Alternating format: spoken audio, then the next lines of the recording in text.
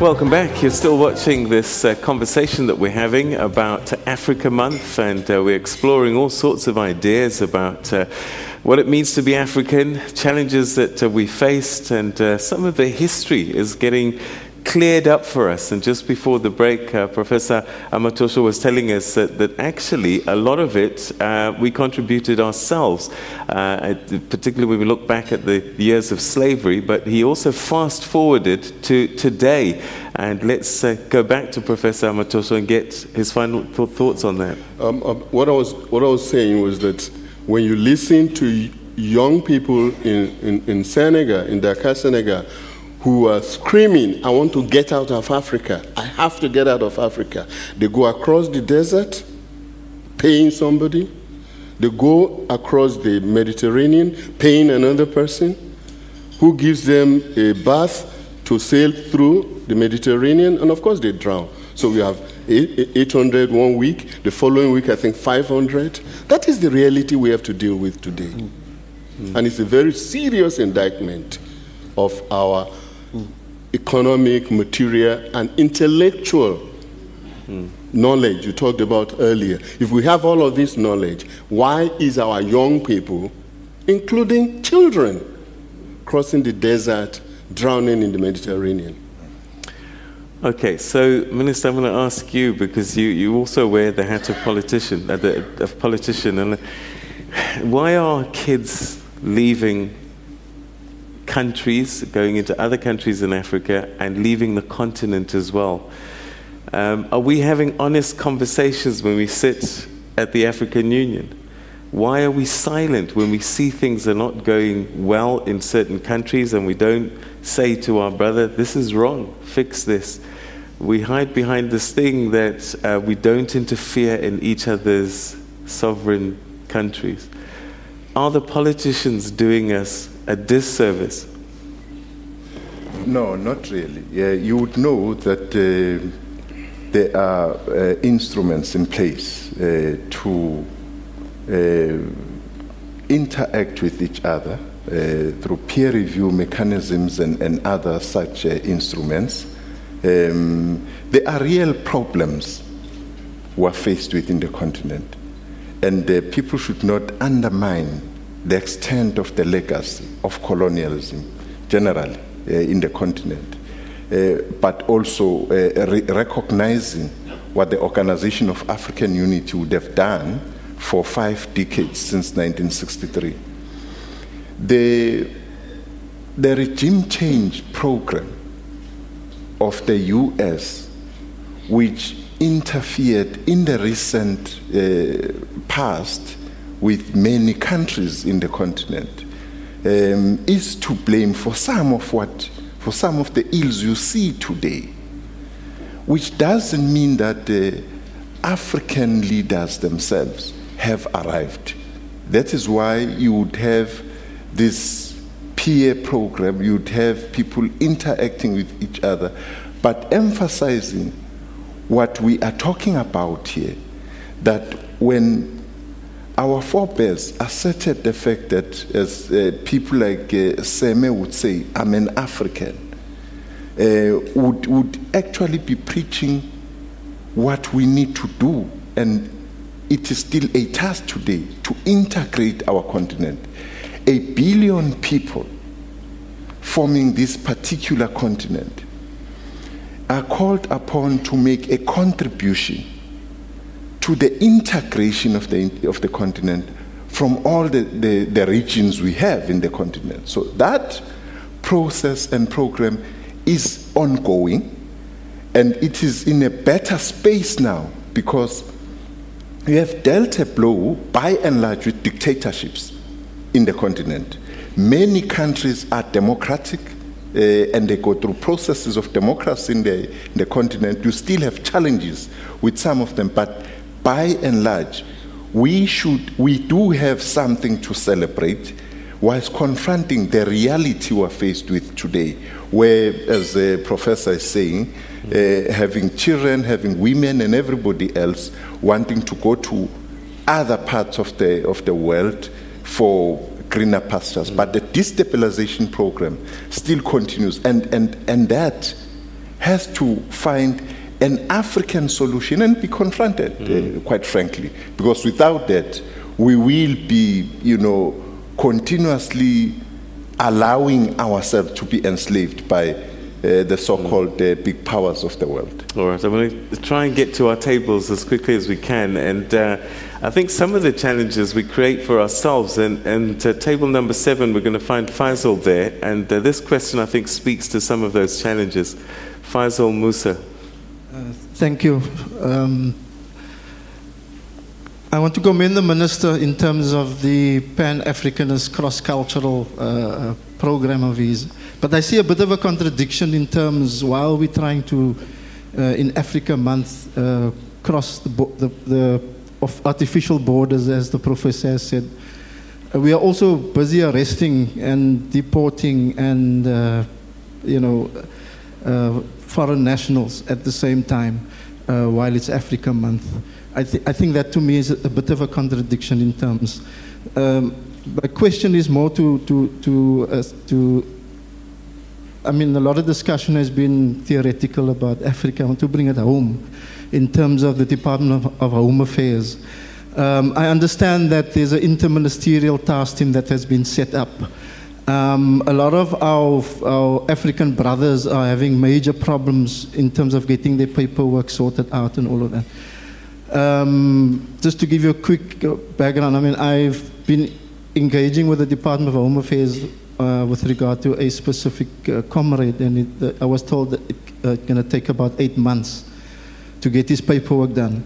This comrade has been waiting already 3 years, for instance. He also told me he can go pay 30,000 Rand and he can get his papers in 2 weeks. So I want to know, in terms of Home Affairs and in terms of the interministerial task team, if there's anything being done at the practical level in terms of facilitating some of these frustrations that the foreign nationals are having. Because I think we're creating the issue about us and them ourselves by the things that we do as government, and that obviously creates our people down there to also to see them as foreigners. Thank you. Okay, so he's raised some interesting points there, and the other thing that I've observed is sometimes it's easier to get a visa to go to Europe than it is to travel to another African country. I've experienced this myself, and I'm just wondering why this is the case. Paperwork, really difficult. We make it very hard. Some other countries now, you can do it online and you get an answer straight away. But here we seem to be, and it's not just South Africa, across the continent, we're challenged with some of these migration issues, movement issues, and surely that is of our own doing. Minister?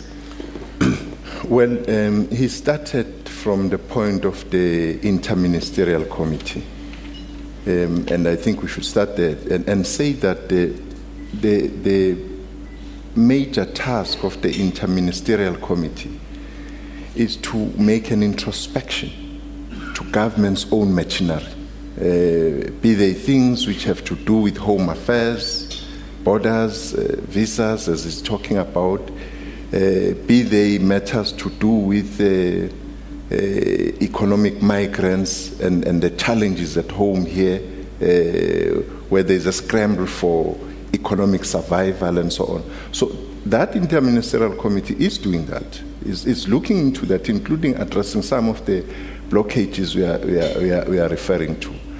But also, we must be careful of anecdotes, because anecdotes are just that. You can't allow a person in any country, whether it's Africa or wherever, to be in that particular country illegally. So if people are deported, no legal person who's in South Africa is being deported. No, not a single. But we should make a point that this matter, the President expressed it during the Freedom Day, it's a matter which, affect all of us as leaders in the continent. People will come to South Africa passing 5 countries or more, crossing borders, coming to South Africa, and we must address that.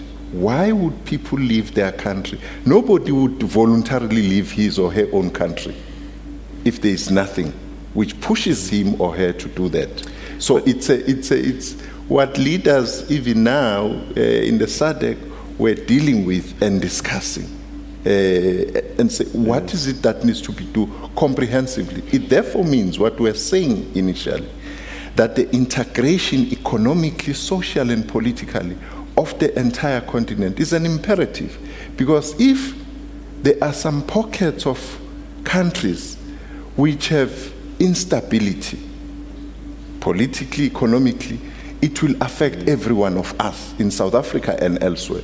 So it's a comprehensive approach which needs all of us to be on board, but we must emphasize the point that there would be no tolerance of people who come into South Africa illegally, because you must account for each and every person in the country. All right, Professor Mthethwa, I want you to comment on this. And I'm also curious about, regional blockings like ECOWAS. How do people move around there? What can we learn about that kind of movement, and what impact has it had? Is it something that we can spread across the continent? East Africa has a similar setup. Yeah, first of all, let me say that what happened in South Africa in 2008 and recently is not the first time this is happening in Africa. I can give you examples in the West African region. Ghanaian fishermen expelled from Guinea, Nigerian traders expelled from Cameroon, Nigerian traders expelled from Ivory Coast, Nigerian traders expelled from Ghana, Nigerian traders expelled from Zaire, civil servants from Benin Republic. Remember that it was a French combined civil service. But once it started, the CFR started breaking up, civil servants from Benin Republic were expelled from Ivory Coast, civil servants from Benin Republic expelled from Niger, Togolese farmers, laborers expelled from Ghana. I can give you so many examples. So what happened here is not peculiar. 1969, during the civil war in Nigeria, Ghanaians expelled Nigerians massively, and it was problematic. 1983, a Nigerian government under Shehu Shagari expelled Ghanaians. And I remember talking to the president of Ghana later, Rawlings, what problems it created for them. In any situation where a few African countries have been seen to be successful, most Africans with problems go to that country. Senegal, Ivory Coast, Nigeria, Egypt, Gabon, because of the small population, about 1 million people with a lot of oil money. So this is happening. It is nothing to say that it's xenophobic, is to say it's a malignant, non-motivated hatred of Africans for Africans. That's not true. We're in fact injuring ourselves. We're talking about contestation for small material conditions. You're contesting with people who have the first call to resources, and other people are getting it. So we need to get out of that. We need to get out of that and deal with it. Okay, in the West African region today, with one passport, you can travel through West Africa, because your Nigerian passport is also an ECOWAS passport. If we have more of that in each of the regions, movement will be much better. We need to be able to move from one place to another. That is one major issue that we need to keep in mind. And I keep saying that, why is it that our intellectuals have not called upon the knowledge that we've gained? And so many non-Africans have written about immigrants and expulsion in the third world, and they've given examples of what happened where. Where is it that our intellectuals are not calling on that material to be able to say, sorry, South Africans, there is nothing special about what you are doing. We just hope that you wouldn't do it simply because it has happened in other places. But it has happened in other places. All right. And we need to learn that. Prof Ntuli, because I want to keep reminding ourselves actually that we're using this cultural revival towards celebrating our African unity. We've got these examples of xenophobic tendencies that have played themselves out in various parts of the continent over time. How can we use arts and culture? I mean, is it possible to have this social cohesion, this healing through the arts? And if so, how do we do it? Because clearly something needs to be done. And I just wonder what you as artists can do to help us. I think if there's anything that can bring social cohesion, that can bring anything, it is the art and the culture.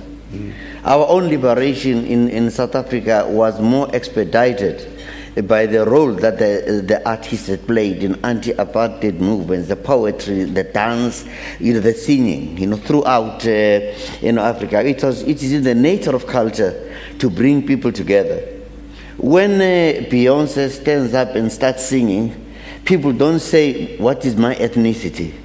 They dance to the rhythm that is actually being given. So we are in a position in which we can bring people with our poems, with our songs, with anything, because the arts speak to the soul of the people. It speaks to you even in those very unguarded moments that you are. But I can't resist saying that there are young people who drowned trying to get to Europe. Those who love Africa and say we don't want to go to Europe and they come to South Africa, then we've got a problem. That's where the issue is. But it is very good that at least this time round, not in 2008, the marches that were done, the role that the police had played, the role that the people said, not in our name. We shouldn't forget that many South Africans said, not in our name. And they stood in front of their own people to say, don't touch these people around India. It's just one thing that we need to celebrate. Okay, all right. Let's go to table 14, where we find Valmont Lanes. If you could just say your name for me, because Thank you. My name is Valmont Lane. I'm from an organization called Arterial Network. We are an African NGO. My question, thank you, Minister, for this initiative and for the imagination that it has shown. My question is about the role that artists and artists generally in civil society, in organized formations, can play in making this contribution, and what your view is or what your vision is about this. We know that in the last month or so, you have been instrumental in helping to the formations in South Africa to set up an organization. Some of my colleagues are here, and perhaps they will speak about that. To see how artists and communities of artists can respond to some of the challenges that we've spoken about. But perhaps, so my question is simply, not only in South Africa, but also across the continent, what is your vision for engaging with artists and for engaging with artists who are struggling to make their contribution to the democratic changes that we are trying to see, so often under difficult circumstances, in civil society and in other parts of society, to make this contribution to a broader African consciousness. Thank you. Okay. One of the negatives which have plagued the industry has been disunity in the industry.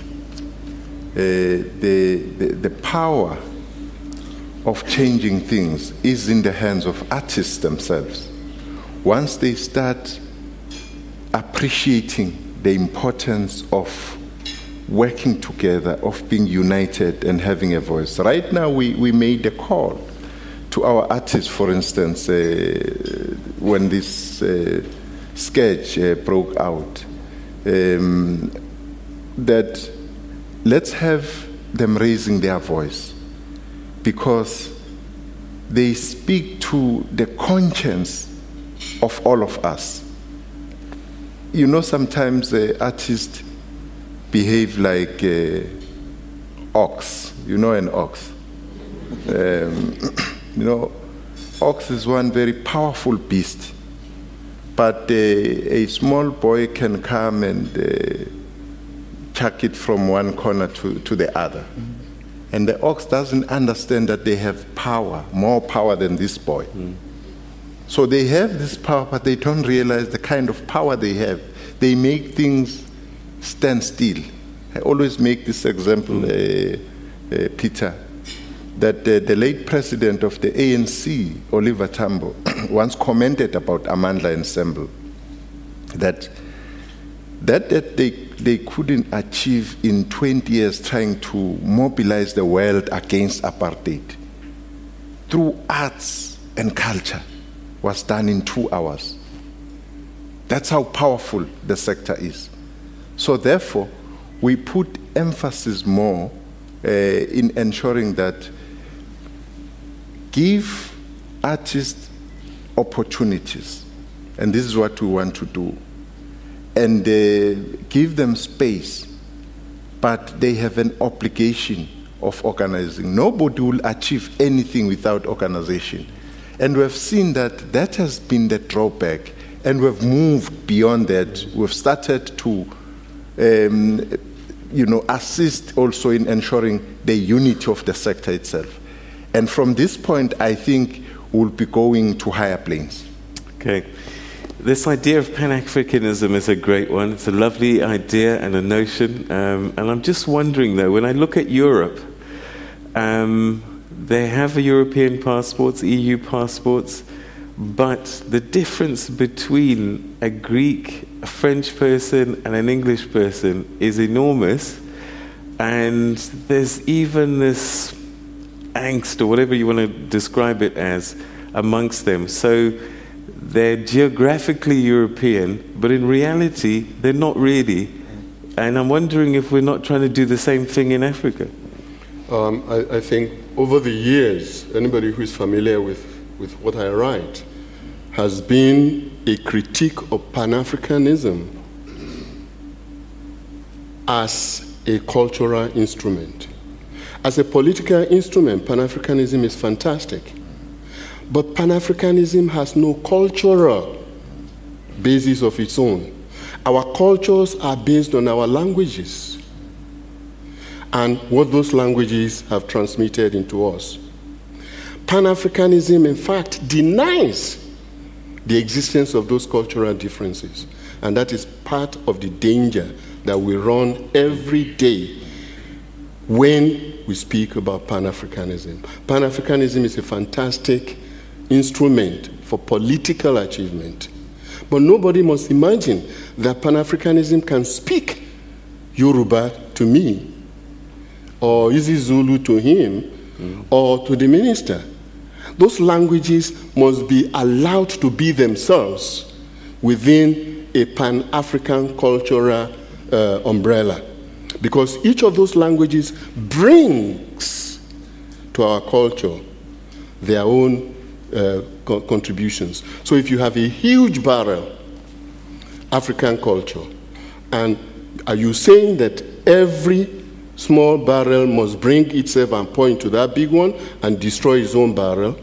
Or do you say that African thing must remain, but each of us must keep what defines us and speak to the rest of Africa from that definition? We have to be very clear. Okay. Professor Ntuli? Yeah, Kole makes a point about Pan-Africanism and politics and culture, but there's been a shift. Last year I was invited by the AU to facilitate a conference in order to put arts and culture into the 2063 agenda. So Africa is waking up to the power and the role of the art. It may be in alliance with the question of the African cultural renaissance. And Kole touches on a very important thing, that we maintain our languages. It is a diversity of those languages. And when you look at those languages, you try to break even a word in that language. Let me give you an example. If I wake up in the morning and I see Peter on television, I say, hey, Peter today, ubu taga taga. Yeah? If Peter ubu taga taga, I take Peter to Inyanga. Inyanga is going to taga. Imiti. And if Inyanga taga's wrong, iya taga ta.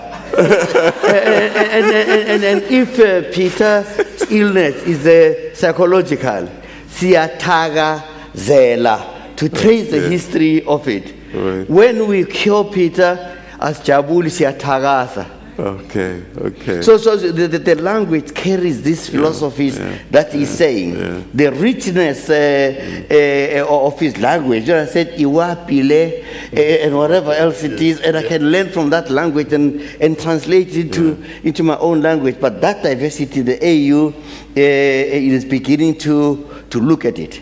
That's why then we set up that team, facilitated the conference, claiming to call back all the artworks that were taken from Africa to emphasize the issue of our own languages, their diversities, the philosophies that underpin them.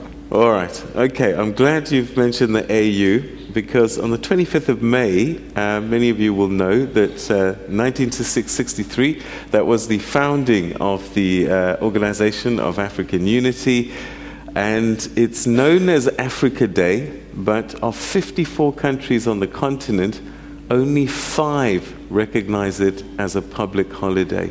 And I'm going to ask Minister Nathi Mthethwa why that is after this break.